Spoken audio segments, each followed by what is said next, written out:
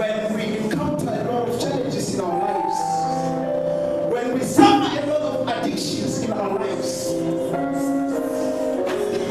and there is a secret behind each and everything that's happening in our lives. Hallelujah. Jesus. As I said many times, we call out to the Lord to say, God intervene in this situation, but we don't see the result. And we wonder why. Shall God hear us? Let's appreciate our worshipers.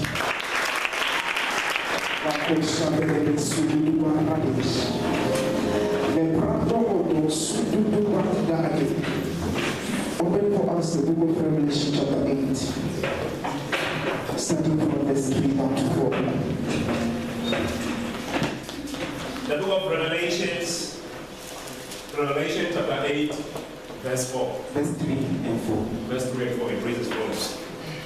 And another angel came and stood at the altar, having a golden censer, and there was given unto him much incense, that he should offer it with the prayers of all saints upon the golden altar, which was before the throne. Verse 4.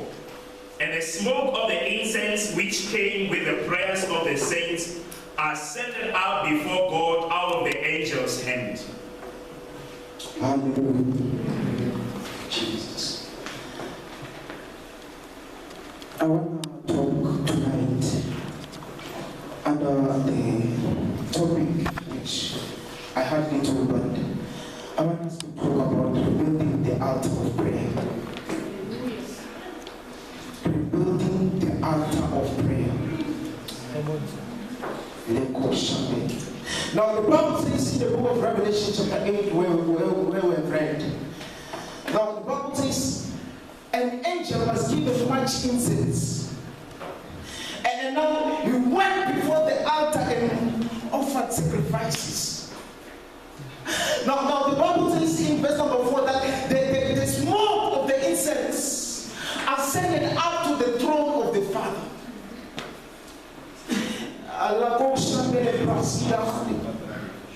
Listen, the Father misses the aroma of your prayer.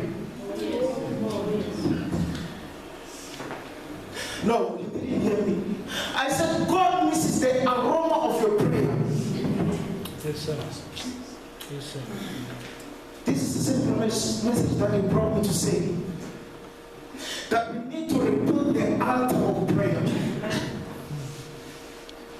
Listen, it's an error that we stand here and preach and many times without prayer in our lives. Yes, sir. It's an error that when we stand in front of people, we call the heavens to come down, but we don't have a relationship with the heavens.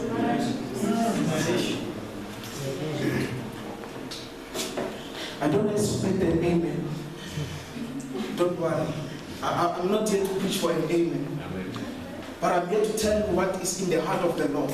Yes, sir. Now, when we read the book of 2 Thessalonians, if not first, it's actually first, chapter 5, verse number 17. It says, pray without ceasing. Another version says, pray continuously. Some of us, when we got born again, we try to build this altar of prayer. But along the way, we lost contact with this altar. Listen, an altar needs to be maintained.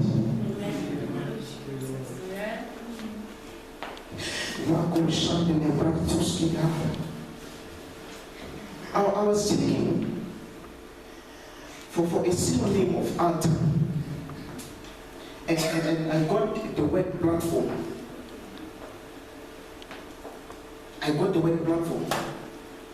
And I was wondering, God, you are saying I should remind your people that they should create or rebuild the altar of prayer. And the word altar means a platform. And now I was asking to say, why do we need a platform in our lives? Now, the Lord said, for each and every spirit, it needs a human body to access the territory of earth. God needs a human body to access the territory of earth. Now, many times we pray that God answers our prayers, but we don't create a platform for Him to work in our lives. Yes, sir.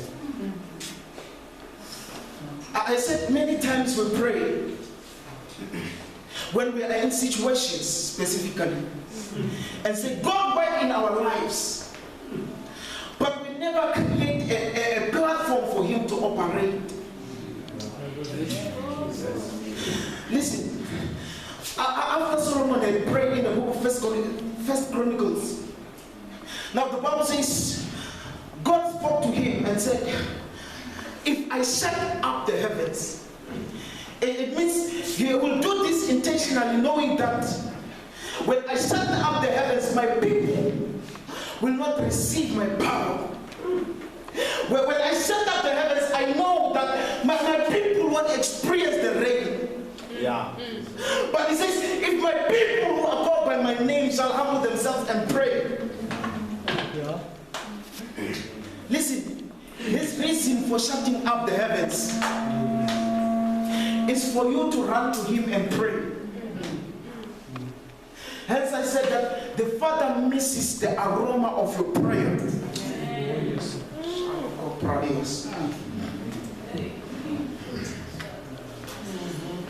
When we read the book of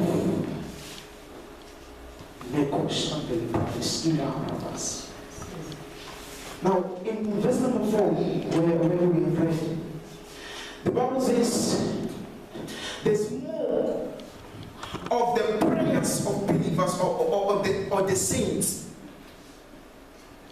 ascended up to the heavens after the angel had offered the prayers upon the altar. When you read the book of First Kings, chapter 18, if I'm not mistaken, the Bible records the story of Elijah and the 450 prophets of Baal. And now the Bible says, he challenged them and said, let us do an offering to our gods and see who is the God. Now I was caught by this scripture where it says, Elijah rebuilt the ark or the altar. And now after rebuilding it, he called up to the heavens and said, let it be known today that you are God.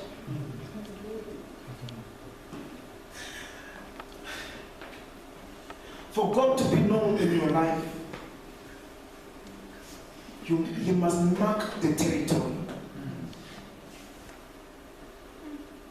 In as much as you can't operate in someone's territory, it is the same with God. Hallelujah.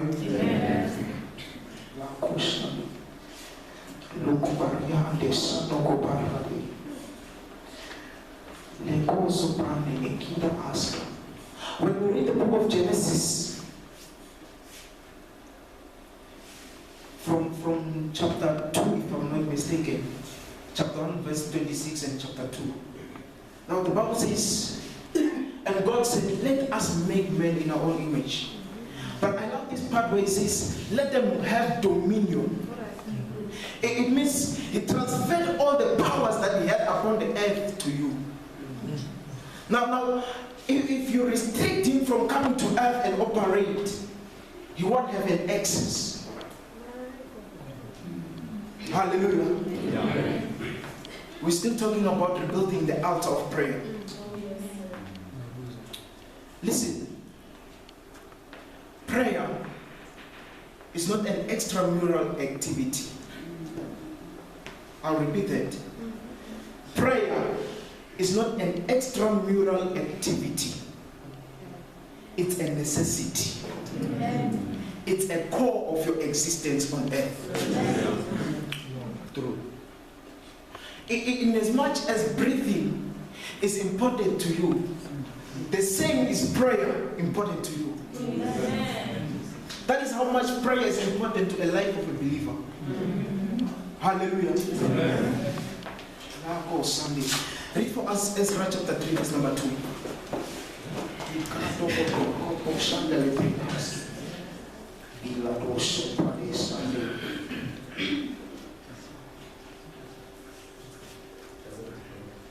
Chapter 3, verse number 2. Ezra chapter 3, verse 2. Then stood up Joshua the son of Josedek, and his brethren the priest, and Zerubbabel the son of Shealtiel, and his brethren, and builded the altar of the God of Israel, to offer burnt offerings thereon, as it is written in the law of Moses, the man of God. Thank you. Now, in this verse that we've just read, the Bible says the purpose of them building the altar, it was for them to offer a sacrifice unto the Lord. And now, the Bible says in the book of Romans chapter 12, verse number 1, it says, offer your bodies as a living sacrifice. Now, I was asking myself, God, if you are saying that an altar is a place of sacrifice, now why do we have to build an altar of prayer? Now, he led me there to say, offer your bodies as a living sacrifice. Listen, until you die to the flesh, until you die to your own self, you won't experience the divine power of heaven. Amen. Yeah. Amen. The error comes when we want to see God manifesting in our lives, but we are still living by ourselves. I'll say it again, that the error comes when we want to see the power of God manifesting in our lives, but we still control how we eat, how we do our things. Yeah. But when you read the book of John chapter 21, starting from verse number 15, goes down. The Bible says, now after they had died, Jesus asked Peter, and he says, Peter, do you love me? But that's not my focus. When you go down to verse number 18, he says, when you grow, not when I'm gone, but when you grow in the spirit, someone will come and dress you. Someone will lead you where you don't really want to go, but you have to go. Yeah. But it's an error that us as Christians, we still choose what to wear. There is a dimension where God wants us to be. But in order for us to operate in that dimension, we need to build an altar of prayer. The man of God was ministering on Sunday, talking about the dimension of dispensation, if I'm not misquoting him. But he was talking much.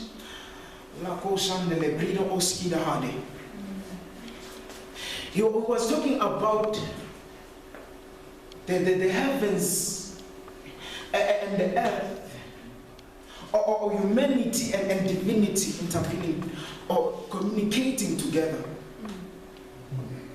And when we talk of an altar, we are talking about a place where divinity and humanity communicates. I'm saying when we talk about an altar of prayer, it's when we give divinity a legal platform to operate in our lives. Yeah. Sometimes God has to operate in our lives illegally because we are ignoring Him. Yeah. But he's saying that give me a legal platform in your lives so that I can do greater things through you.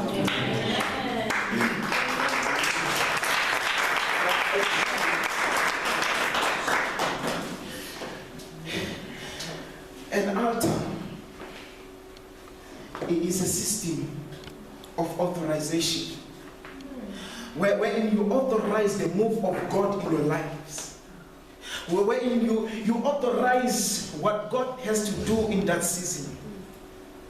The Bible says God does nothing without telling his servants. But the only difference is that the servants that he can only communicate with are those who have built the altar of prayer. David says, I will dwell in the presence of the Most High. When we talk about Abraham, his life was based on an altar. Wherever he went, he would build an altar first before pitching his tent, so that he can praise and worship God there. He can offer sacrifices unto the Lord. When we read where I quoted in the book of, is it First Kings, if not the book of Samuel, where King Saul was building the temple of the Lord. Before he started with the foundation of the temple, he raised an altar where he would offer sacrifices unto the Lord. Now this is to say, before you can do anything, before you can start your day, you must submit your offerings upon the altar. I said, before you can take any decision in your life, you need to offer your prayers or your sacrifice upon the altar. Saul only had from the Lord saying that if I shut up the heavens, after he had offered something upon the altar. But some of us want to hear him speaking in our lives, but we don't build an altar for him. Yeah. We want the power of God in our lives, but we don't create a platform for him.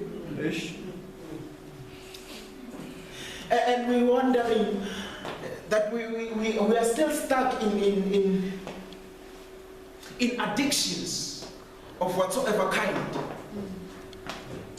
I wish I had enough time to also talk about soul ties, generational altars, and so on. But some of the situations that you are facing in your lives today is because an altar was erected in your name. Listen. The reason you are still struggling financially is because back then there was an altar that was built in your name, and they are still maintaining it. But it is up to you to destroy it and rebuild the altar of God.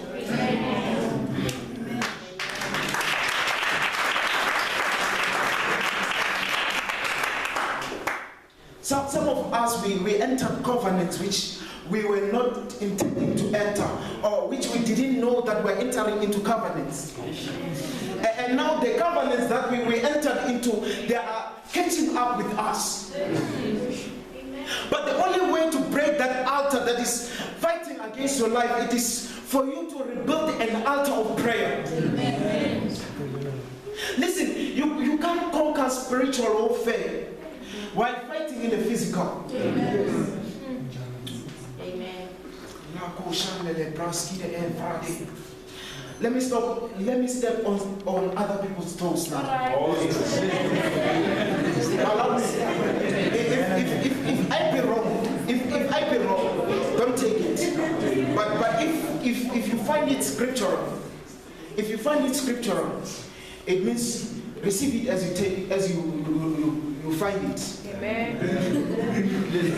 The Bible says in the book of Exodus, if I'm not mistaken, it says, suffer not a witch to live, right? Amen. Right? Now there is an error that is happening currently. Because you are trying to kill a witch, but you leave the